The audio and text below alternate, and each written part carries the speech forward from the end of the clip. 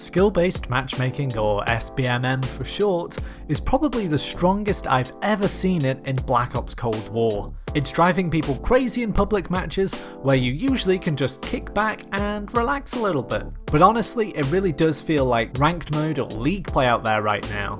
This has led to some people trying to avoid SBMM in Cold War and get some, well, normal lobbies. But I'm here to tell you, normal lobbies don't exist anymore. If you avoid skill-based matchmaking, you're getting into disproportionately easy lobbies. Anyway, I'm going to share with you how people are finding these easier lobbies, and it's really not that difficult. Just a disclaimer though before we start, I don't actually do the whole avoiding skill-based matchmaking, however tempting it is. For one, I'm too lazy, and two, it has a feeling of dishonesty about it, especially if I share that gameplay with you guys. I know others do avoid skill-based matchmaking, and that's maybe why you see some insane clips here on the platform that seem a little bit suspicious. But if you really want to know how to do it, whether that's to do it yourself or to understand how other people are getting in these lobbies, then you can use the techniques in this video. The first way you can try and navigate around SBMM is to take the traditional route and reverse boost by tanking your own stats. So this would just involve going into games and not getting many kills or much score repeatedly. This, however, is pretty time consuming and you might want to keep your stats at a decent standard. Another way of getting easier lobbies is to simply play with bad friends. I mean to say friends who are bad at the game, not friends who are bad at being your friend. That wouldn't help at all. This of course isn't in your control that much, and if your friend is significantly worse than you, then they're just gonna find it horrible playing with you, because the lobbies will be much harder for them.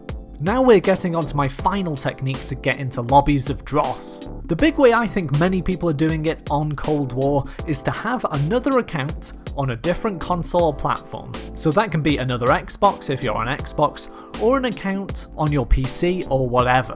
Then on this second account, you basically destroy your stats and reverse boost. So that's again KD, score per minute, winning, just everything. Then this account will get into games with the lowest skilled players possible, great for them. Then when there's a space open in that lobby, just join on your main account. Hey presto, you've seen through the looking glass and you've broken the complex system that Activision has just put ahead of you. Of course, if it's on a completely different system, you'd have to own multiple versions of the game, but with next-gen consoles coming out, this could be a great way around it. For example, if you get the new Xbox Series X, and you already have an Xbox One, you could play on your new Xbox on your proper account and use the old Xbox to tank the stats on a different account. Since you own the game and are the main account on the console, other accounts can play on the game. Alternatively, if you had two consoles for whatever reason, you could do it with that too. The thing is, I don't really want people to do this. I mean, you can if you want, and I won't be thinking badly of you because, let's face it, the games on Cold War in public matches are just insane in terms of competition and the harshness of skill-based matchmaking, so I can see why you would be driven to it.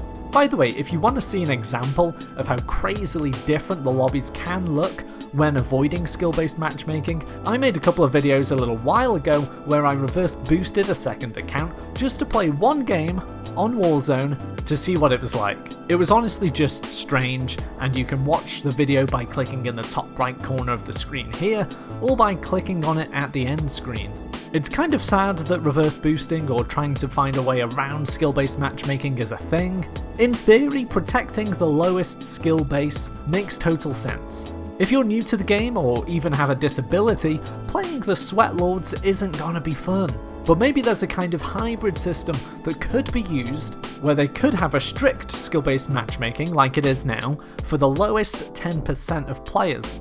Then the rest of the player base is just totally open. Then on the side, you can have a ranked play or competitive mode that has the matchmaking based on leveling and skill.